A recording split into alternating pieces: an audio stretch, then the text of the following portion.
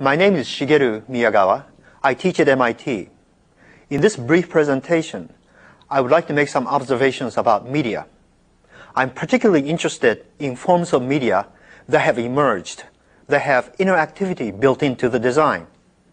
CD-ROM, the internet, and other forms of digital media delivery systems make it possible for users not only to consume media, but also to create it. This is what Bob Metcalfe in his online lecture calls community media. I'm going to call it personal media to contrast it with mass media. Let me begin with something that happened at home last week. I have a young daughter who isn't speaking quite yet, but she has acquired many tools for communication. One such tool that she uses often is the following. Whenever I do something that she likes, such as singing one of her favorite songs, and she wants me to repeat it, she will do this. Ah, ah, ah. She learned this from my wife and I when we say one more time. She learned to amplify the message by using both hands. Recently, my daughter has been allowed to watch some TV. Last week, she was watching Sesame Street, and at one point, Big Bird sang a song and did a dance to go along with the song. My daughter liked it, and at the end of the song and the dance, she turned to Big Bird on the screen and went, ah, ah, ah. Of course, Big Bird didn't respond, but instead went on to whatever was next on the script. My daughter turned to me with a puzzled look, like, what happened? What happened was that my daughter discovered mass media. In mass media, there is a clear line of demarcation between those who produce the media and those who create it. My daughter didn't realize this, and she wanted to have a hand at producing Sesame Street. She didn't know that the whole point of mass media is that you sit back and consume it. This is because up until that time, her whole world around her was a personal world where she could manipulate things and people. Compare this illustration of mass media with another form of media that has spread throughout the youth culture of this world, video games. In video games, the whole idea is that you can control the action in the game. In fact, the more that you can control, the better you are. You get more points, and you get bumped up to a more challenging level. Video games are an example of personal media. The point that I want to convey is this. Personal media in a variety of forms will increasingly encroach on mass media. We find examples of this today. In the US, young people of today are watching much less TV than young people of 10 years ago, as much as 100 hours per year less. Don Tapscott, who mentions this in his book, Growing Up Digital, tells us that the young people who were interviewed for the survey said that they're watching much less TV and they're using the computer more to play video games and to use the internet. In Japan, the use of cell phones, and particularly iMode, is growing at an explosive rate. iMode is the use of the internet with your cell phone. People in the industry tell me that young people in Japan are spending anywhere from $50 to as much as $200 a month on iMode. And this has led to a decline in the revenues from mass media products such as comic books.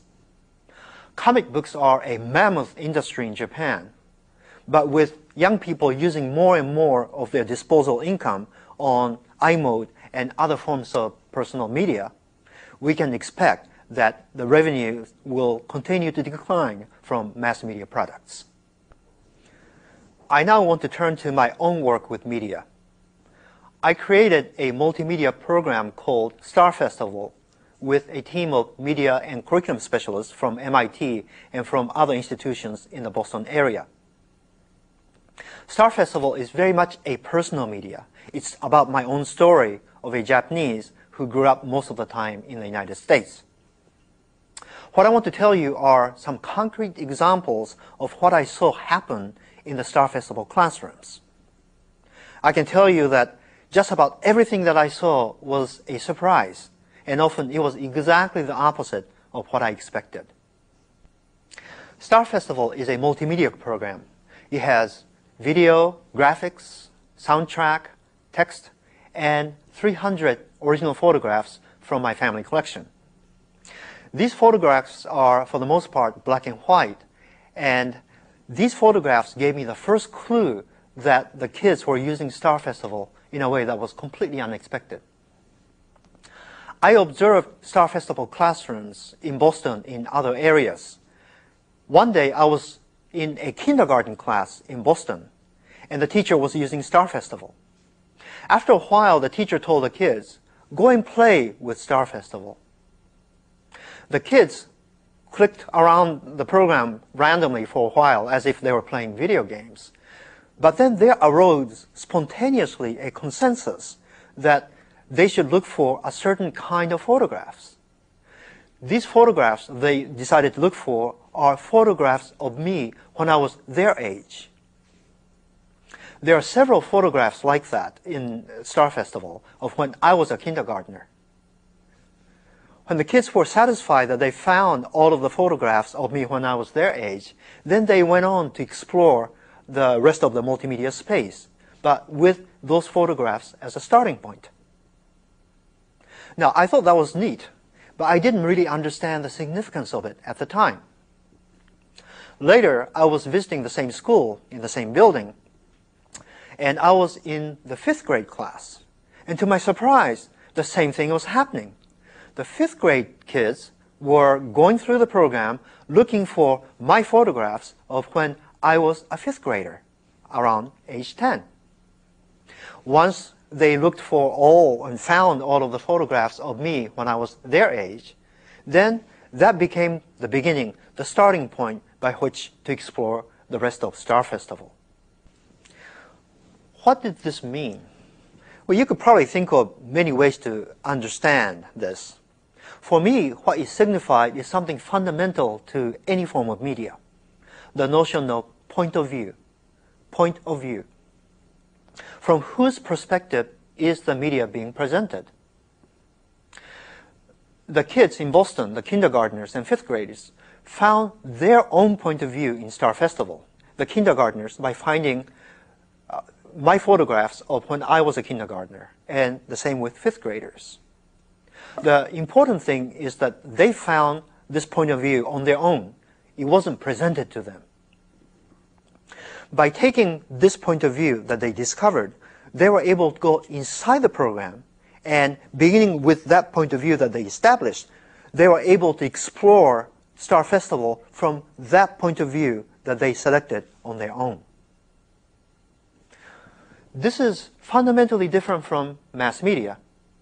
In mass media, you're watching something whose the point of view of which was chosen by somebody else.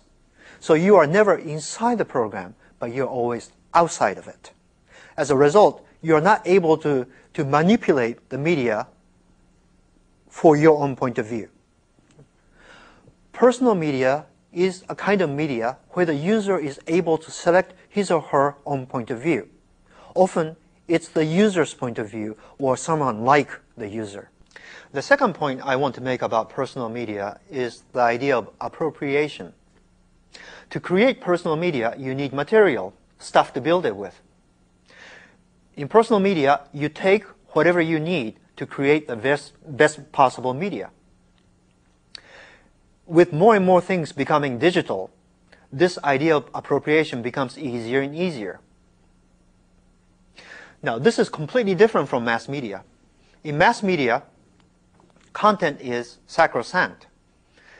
It's even legally protected from appropriation by others. It's called copyright. Recently, we saw an example of what happens when a sacrosanct content in mass media suddenly becomes available for personal use. Napster allowed people to download music for their own personal music library. Setting aside legal issues, and there are many, what Napster shows us is the power of personal media. When people are able to appropriate things for their own personal use, they will do it. And with more and more tools in digital media becoming available, this is going to become more and more common.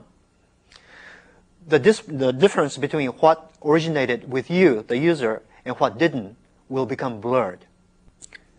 Let me tell you something that I saw in a Star Festival classroom that illustrates this notion of appropriation. I was observing a 7th grade art class, which was using Star Festival. The students were assigned to do an art project, and the artistic model that the teacher gave the students was a Japanese kokeshi. A Japanese kokeshi is a wooden doll with a cylindrical body and a round head. A traditional Japanese kokeshi reflects the image of the Japanese. The skin is light, and often it's white to symbolize the traditional cosmetic taste of Japanese women. But the kokeshi that I saw produced in the 7th grade class was completely different. There were kokeshi of every color. There was even a kokeshi, a married couple kokeshi, that was interracial, black and white. This represented the producer of the kokeshi, a girl who had interracial parents. What this girl did was to appropriate the model of kokeshi, but made it into her own image, her parents. Now, these dolls were physical objects, but the students could have done this just as well in digital form as personal media. The point that we see in personal media with this example is this. People who are producing personal media are not simply going to accept and consume media, but they're going to appropriate things, bits and pieces, from sources, their own and others, to build their own media.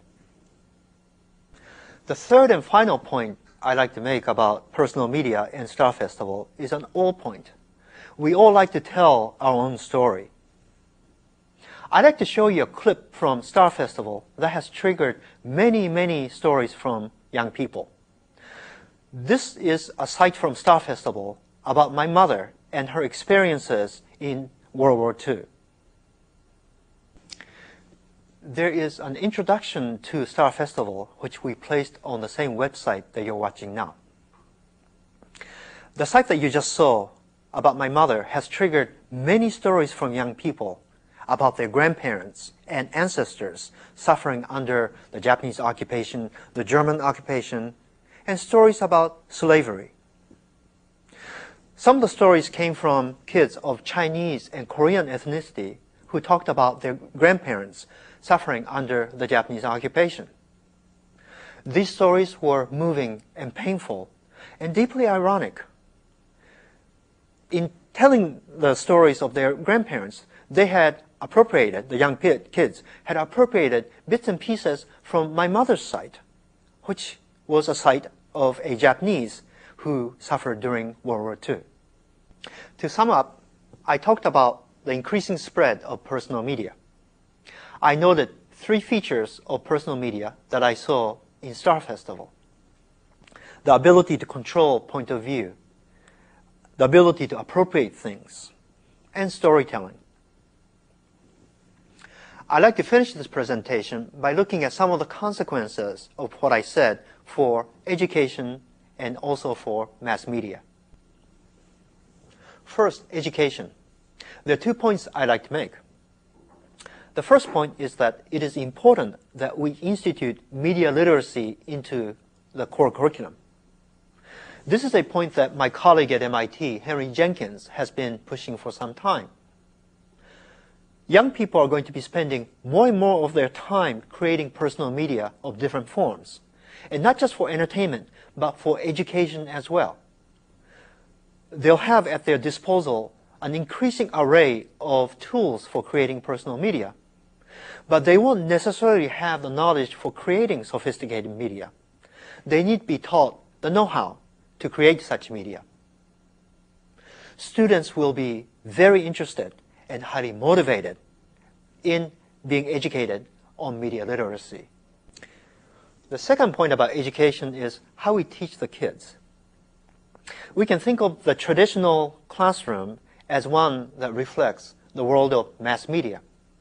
The teacher is the broadcaster of information and knowledge, and the kids are the consumers of this knowledge. But as the young people's attitude towards acquiring information and knowledge shifts from completely a mass media world to one that incorporates the personal media perspective, the educational system will have to accommodate this shift. Young people are going to be learning some, maybe most, of what they learn in schools through creating and recreating their knowledge through forms of personal media. And education will have to accommodate this form of learning, which is very different from the traditional classroom. For mass media, the question is, will mass media survive in the face of increasing encroachment from personal media? The answer is yes, but mass media products will have to become consistently better. The young people today are much more media savvy than the previous generations. They are not just going to be looking at things like how the plot unfolds and how the characters are developed. They're also going to be focused on much more technical aspects of media production. A friend of mine told me about an experience she had with her 10-year-old son. In viewing a movie with him, she was surprised that while she was looking at things like plot and characters, he was focused on technical aspects such as how the camera angles were being employed to push the story along. Well, that's it. I thank you for listening. If you have any questions or comments, please feel free to email me.